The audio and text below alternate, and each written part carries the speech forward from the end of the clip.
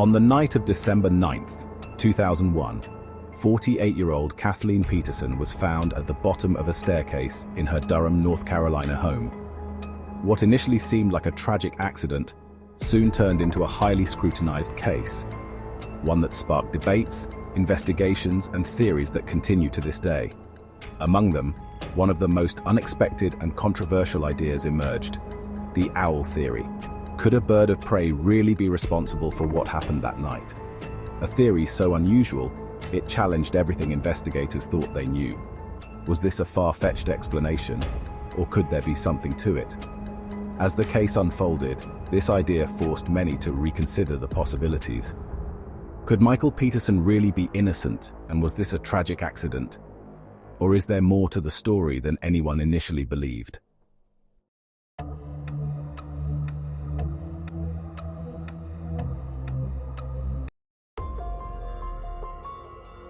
A web of conflicting accounts, a life filled with secrets, and a death that has raised many questions. This is Derrick Investigates, and I'm Derrick. Today we dive into one of the most perplexing and controversial cases in modern criminal history, the infamous Staircase case.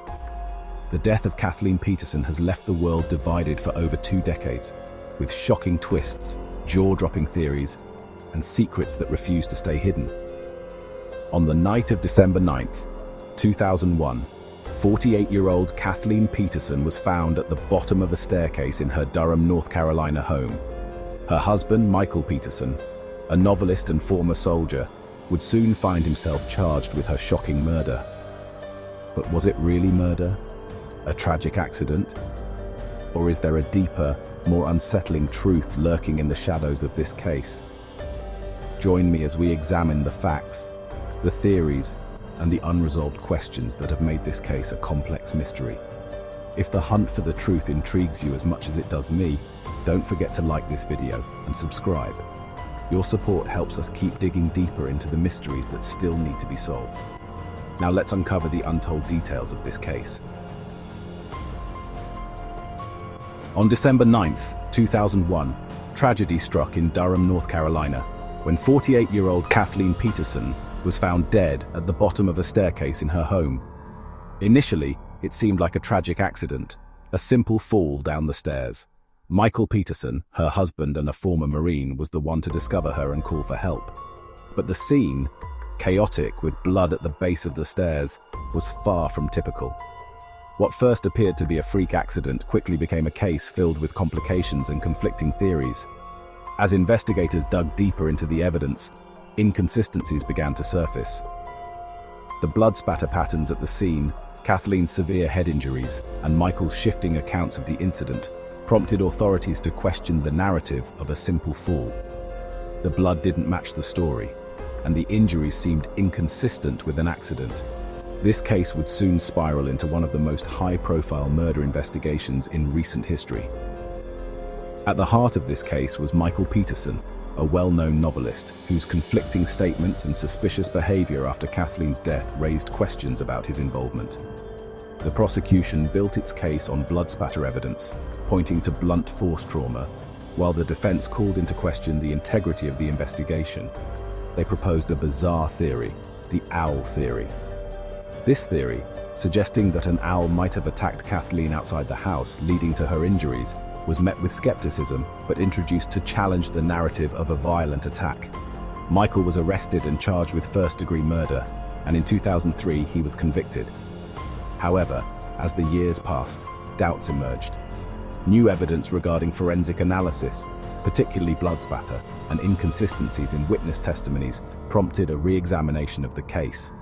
By 2011, these new revelations led to the overturning of Michael's conviction. But the saga didn't end there. In 2017, instead of continuing his legal battle, Michael Peterson pled guilty to manslaughter in exchange for a reduced sentence, but left many wondering, was he guilty, or was he the victim of a flawed justice system? Over the course of this investigation, we'll revisit key moments, including the controversial owl theory, the trial's shocking twists, and the years of uncertainty that followed Michael's conviction. Was it a murder or a tragic accident? Could an owl have been the cause of Kathleen's injuries? Or does this case highlight a deeper problem with the justice system? Kathleen Peterson's death on December 9, 2001, was initially thought to be the result of an unfortunate accident. When Michael Peterson discovered his wife at the bottom of their staircase, he immediately called emergency services, claiming she had fallen. She was found with severe head injuries, including multiple skull fractures, which were serious enough to suggest more than a simple fall. The paramedics' quick response failed to revive her, and she was later declared dead. At first, law enforcement considered the possibility that Kathleen's death was an accidental fall, perhaps caused by alcohol consumption. She had been drinking wine earlier that evening, which seemed to support the idea that she might have lost her balance. However, as investigators examined the scene and reviewed the autopsy report, doubts began to form. The nature of her injuries, particularly the fractures and deep cuts to her scalp, seemed inconsistent with a typical fall. The placement of the blood spatter suggested that she may have been struck by a blunt object before tumbling down the stairs. These findings prompted authorities to re-evaluate the cause of death and led to the investigation being classified as a potential homicide. When the investigation into Kathleen Peterson's death began, the initial theory was that she had accidentally fallen down the stairs. However, the investigators quickly noticed several inconsistencies in this narrative. For one, the severity and type of head injuries did not match what was typically seen in falls. The pattern of blood spatter found near the bottom of the stairs and on Michael Peterson's clothing suggested the presence of blunt force trauma, raising the possibility of an attack. Another curious aspect was Michael Peterson's behavior. He appeared unusually calm during the initial stages of the investigation, which some found suspicious. He was reportedly seen speaking with officers in a composed manner, despite the tragic situation unfolding in his home. To some, this demeanor was out of place, given the circumstances of his wife's death. Investigators took note of this, and it further fueled suspicions about Michael's potential involvement. A common misconception is that there's a normal way to react to trauma. In reality, people process extreme stress differently. Some break down, while others remain oddly calm. This can be due to dissociation, a psychological response where the brain suppresses emotional overload as a defense mechanism. Does this mean someone is guilty or hiding something? Not necessarily. Behavior is shaped by personality, past experiences, and even cultural norms. While demeanor can raise questions, it's just one piece of the puzzle, not definitive proof of anything on its own. While some argued the death was an unfortunate accident, the oddities in the scene and Michael's demeanor led the investigation team to explore other possibilities. As the case moved forward, the prosecution argued that Kathleen Peterson's death was not a mere accident, but rather a deliberate act of violence. They emphasized that the type and extent of her injuries suggested she had been struck with a blunt object before being thrown or falling down the stairs. Blood spatter near Michael's clothing was cited as significant evidence, suggesting that he had been in close proximity to her at the time of the injury. The prosecution also highlighted the lack of any sign of a fall. There were no bruises or injuries consistent with a typical fall down the stairs, such as scraped knees or arms. Instead, the injuries were concentrated on her head and neck, supporting the claim of a violent assault. However, the biggest challenge for the prosecution was the absence of a murder weapon. Despite extensive searches, the weapon used to strike Kathleen was never found. Even so, the prosecution built a strong case that Michael Peterson was responsible for his wife's death, suggesting that he had either attacked her during a fight or in some kind of altercation that escalated. The defense, led by Michael Peterson's legal team, introduced an unusual and controversial theory, the owl theory. According to this hypothesis, Kathleen's injuries were caused by an owl attack. The theory proposed that Kathleen had been outside on the balcony when an owl swooped down and attacked her, causing severe head injuries. These injuries, the defense argued, then led her to fall down the staircase. Though it may seem unexpected to many, the defense presented evidence to back this theory, including small feathers found near the crime scene, which they claimed could have come from an owl.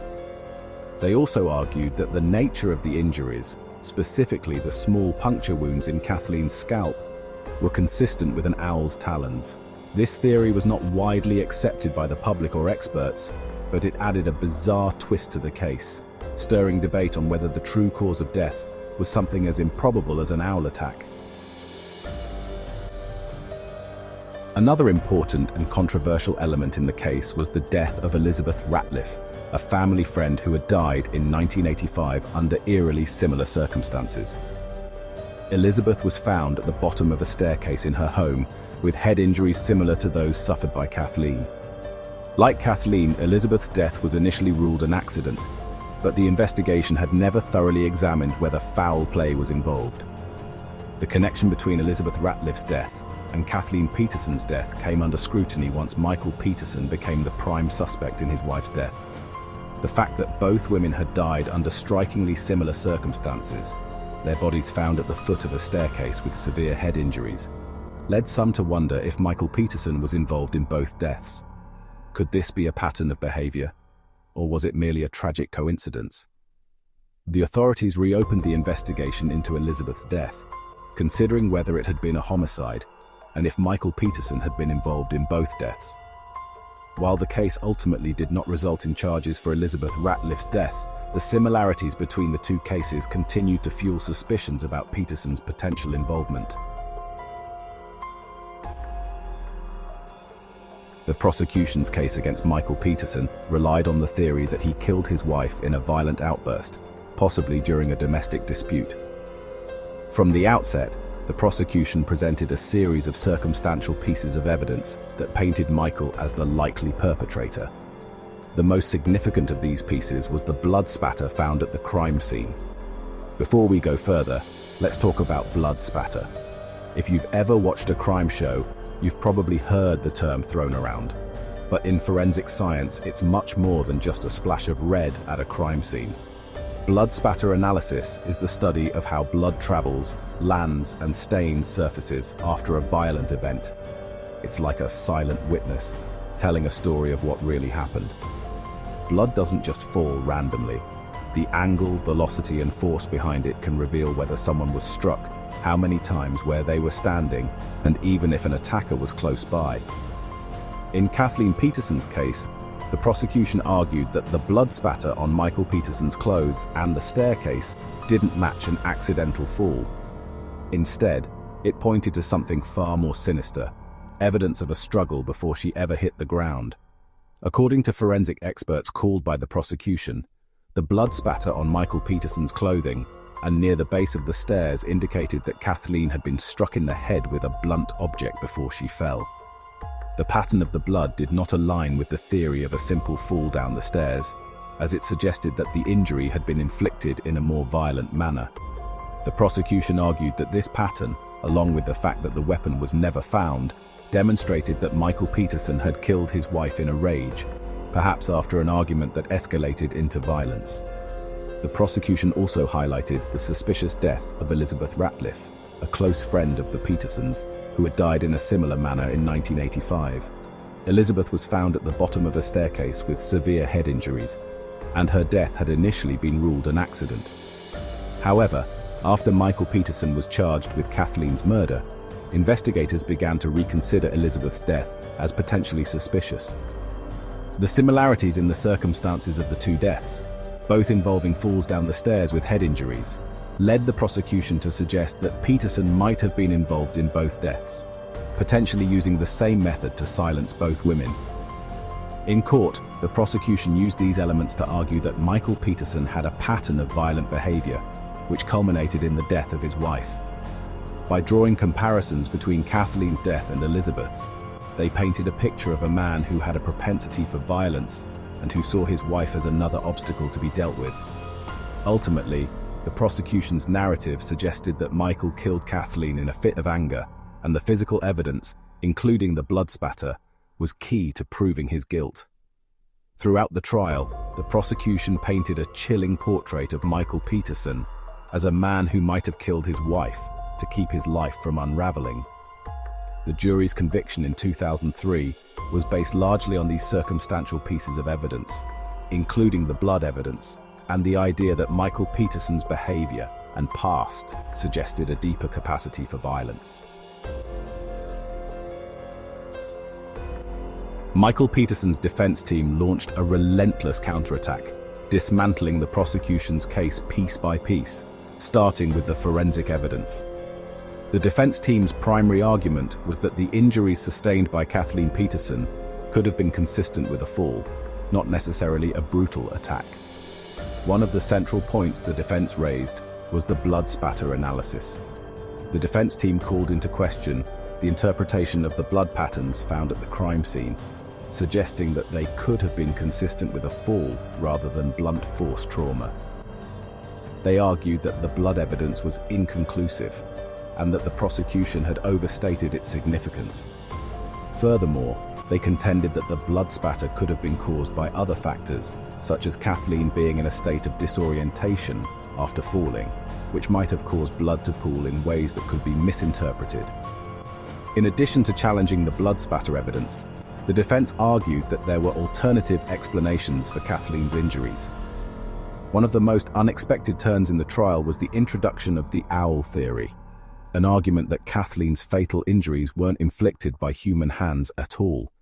The defense suggested that an owl may have attacked her outside, its sharp talons causing deep wounds on her scalp.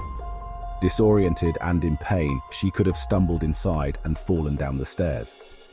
Though unconventional, this theory aimed to cast further doubt on the prosecution's assertion that Kathleen was the victim of a violent assault.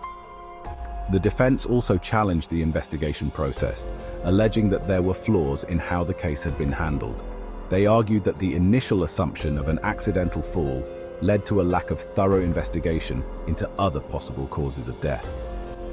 The defense claimed that the police had focused too heavily on Michael Peterson as a suspect from the start, which may have led to a biased investigation that ignored crucial evidence or failed to pursue alternative theories.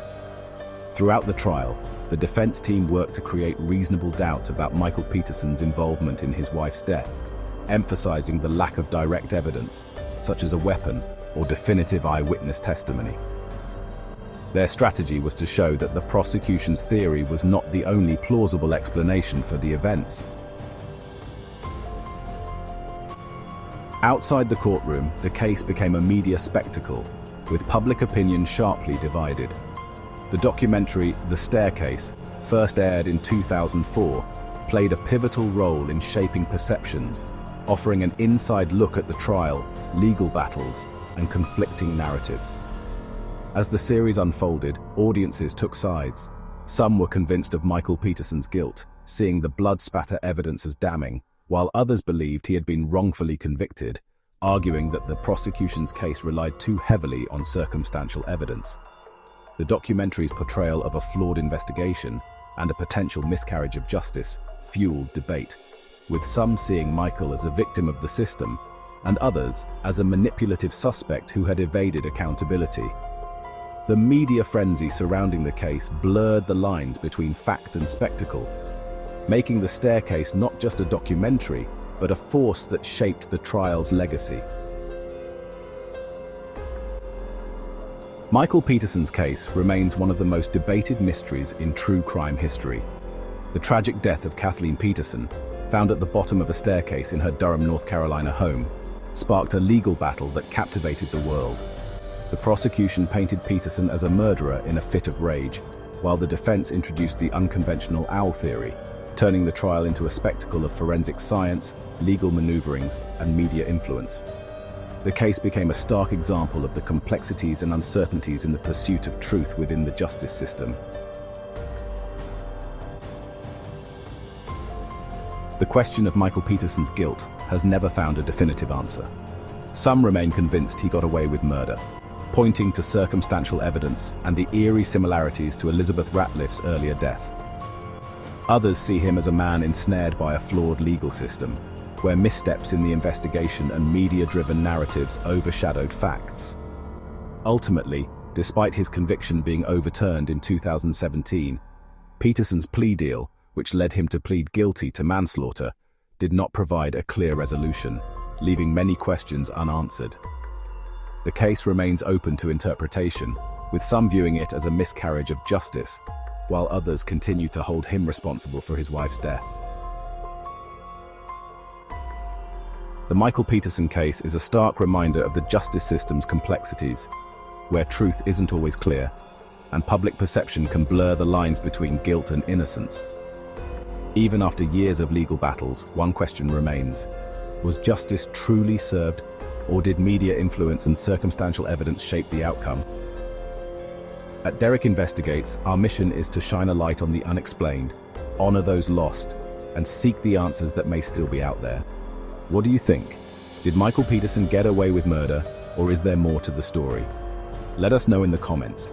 If this case left you questioning what really happened, like, share, and subscribe to stay on the trail of more unsolved mysteries. Together, we can keep these voices alive and bring the forgotten into the light. Until next time, stay sharp, stay curious, and never stop searching for the truth. I'm Derrick, and I'll be back soon with another investigation.